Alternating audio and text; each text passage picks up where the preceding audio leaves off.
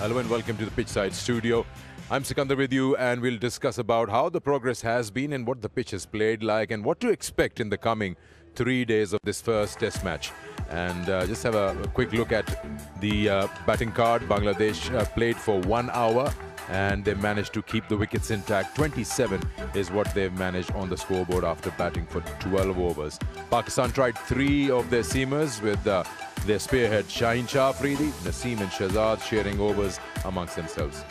That's the match summary after day 2. Pakistan 448 for 6, Bangladesh in reply 27 and the trail by 421. All right, I've got my colleagues or my guests on the show, the Pitchside Studio. I'll welcome them, Arooj Mumtaz and Athar Ali Khan. We'll start with you, Arooj. First, we'll go to Pakistan's progress and the way they set themselves up, 448, and the partnership, the long partnership between the two youngsters. Well, firstly, you mentioned as well, Saim and Saud put up 98, and it was important that it kept continuing because it almost felt like the template that you want to score big runs, almost pad the opposition out by scoring those big first innings score, and it was required for Mohammad Rizwan then, who was the aggressor in that Saud-Rizwan partnership. In fact, he overtook Saud for his 100, but 240 odd between them, both 141 to Saud, and Rizwan as well remained not out in the end, prolific. And I think that's where Pakistan were comfortable enough, where they got to 448. And they declared after a few blows from Shaheen Shah Afridi, because it was a matter of how much time do they want themselves in terms of picking up those 20 wickets. I think that was the calculation. And after Rizwan picked up that injury, it was a little bit more difficult. Shaheen decided to pull the plug and call them back in.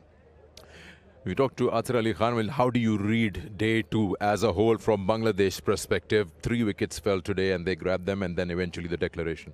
Well, if you look at the end of the day's play, Bangladesh would have hoped for, since Pakistan declared, Pakistan wanted to pick up wickets before the end of the second day's play. That did not happen. So you got to give credit to Bangladesh boys, especially those 2 youngsters as an opener, Zakir Hassan and Shadman Islam. Only 20 tests among themselves against high-quality attack, seam attack, and also on a pitch which has been good for the seamers.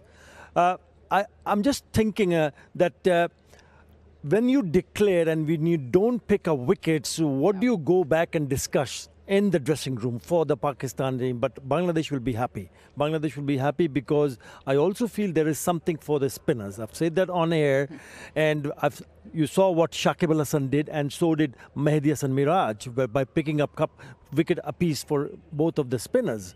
And while doing my pitch report today, I did, to the naked eye, I did see some cracks opening up.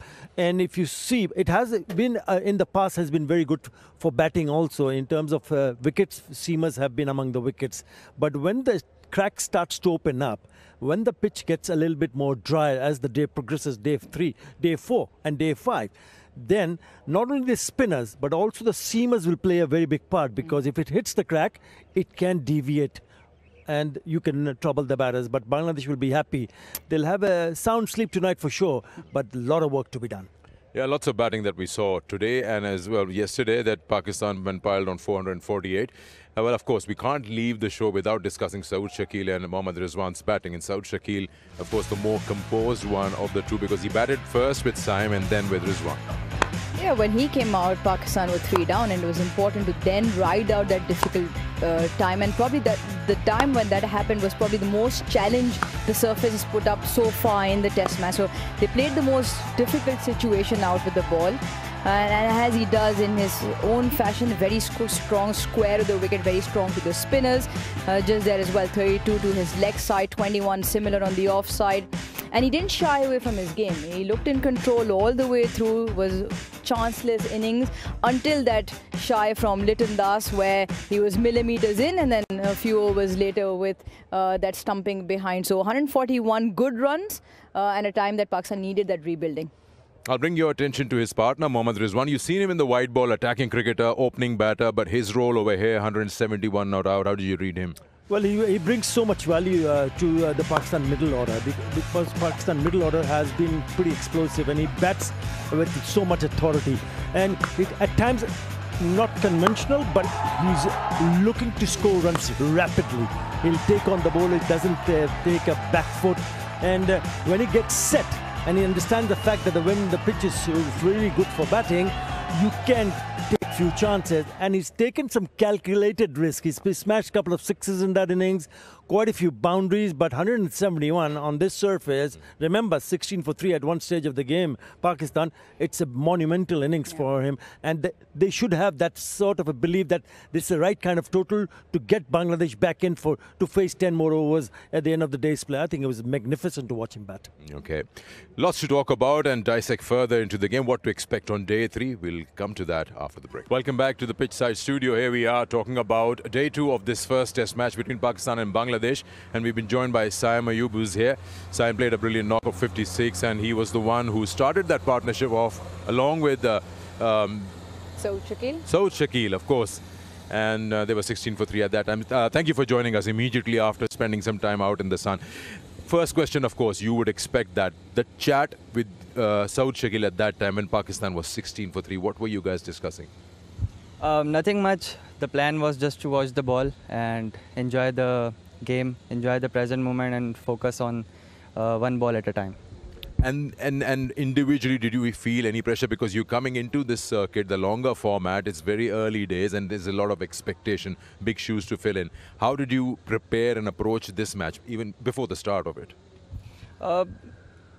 I don't focus on the expectations, but yeah, obviously it's the start of my test career, and obviously I feel pressure, and but handling the pressure is what I am challenged, and I try to absorb it and perform in the pressure. You know, Uruj, we'll ask him about what changes did he bring to his batting from the shortest format to this, but what impressed you the most about his innings the other day?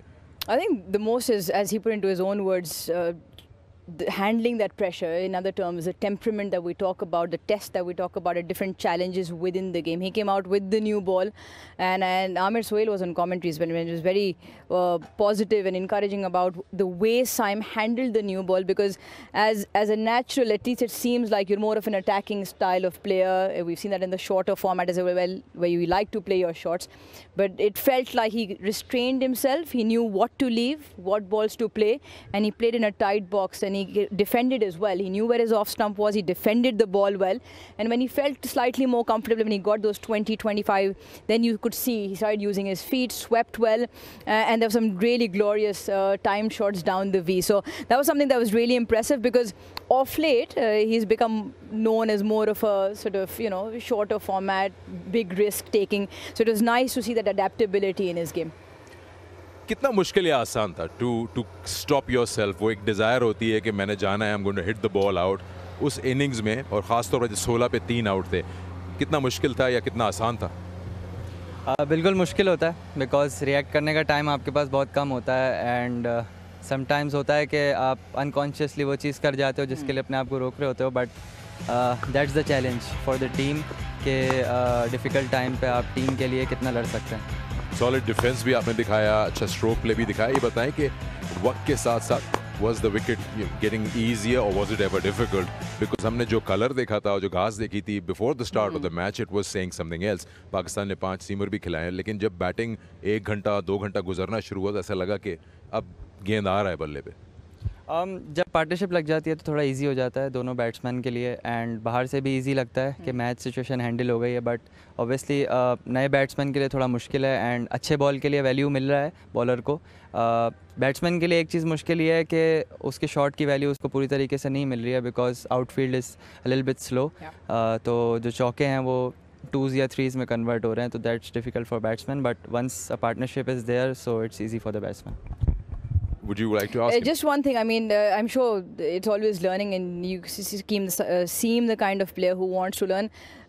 Break के बाद पहली ball जो बाहर off stump के बाहर उसको chase करते चले गए. You think that was a lapse in concentration के थोड़ा सा कि नहीं यार अब ball आ रहा है bat पे के, because learning curve ही है. What did you make out of that, and what did you learn from that? I think full length ball था, and इस पिच पे आप फुल लेंथ बॉल को अटैक कर सकते हैं एंड शॉर्ट बॉल को भी अटैक कर सकते हैं, but the good length is a good ball, and maybe it was a little bit loose of concentration, but I watched it and I think उसको बिल्कुल और 100% प्रॉपर तरीके से खेला जा सकता है next time, so it would be a Yeah, I'm pretty sure. I mean, आपने जैसे बात की कि was a fuller length was there to be driven, but yes. Now, one final question from you, and that will be a team question. क्या discussion इस वक्त रहेगा, क्योंकि हमने देखा कमेंट्री बॉक्स में काफ़ी डिस्कस हुआ, going with 5 seamers, no spinners, आज 2 विकेट स्पिनर्स ने ली. आपको लगता है कि स्पिनर का रोल आ सकता है आने वाले 3 दिनों में कहीं पर? बिल्कुल आ सकता है. एंड इट्स अबाउट जब आपको विकेट नहीं मिल रही होती है तो हम रन्स ड्राई कर सकते हैं. उसके प्रेशर से भी बैट्समैन गलत शॉट मारता है. एंड ऐसे तो हमें उम्मीद है कि हमारे जो 4 पेसर्स खेल रहे हैं वो ही सामने वाली टीम को प्रेशर में डालेंगे एंड आउट करेंगे. एंड इफ़ नो देन देखा जाएगा, स्पिनर से करवा सकते हैं एंड ड्राई आउट करके भी प्रेशर डाल सकते हैं. स्पिनर्स की आप बात करें, खुद भी बॉलिंग करा लेता है. वही तो कह रहा हूं, फिर वहीं पे वापस इन पे आ जाएगी बात, फिर से एक्सपेक्टेशन पे कुछ ट्राई करना है. बट आई थिंक पीएसएल में जिस तरह से आपने बॉलिंग की थी, ऑफ कोर्स फॉर्मेट डिफरेंट है, लेकिन कॉन्फिडेंस तो होगा कि I can do something over here. जी, मुझे तो है कप्तान को होना चाहिए. कप्तान उनके पास चॉइस नहीं है, उनको करना पड़ेगा. उनके पास आप हैं, सऊद हैं, आई थिंक सलमान. इंशाल्लाह नौबत नहीं आएगी. ओके, चलिए उम्मीद यही करते हैं. भाई, thank you so much for joining us. We let you rest and you'll have to come back fresh tomorrow. Thank you. Uruj, thank you.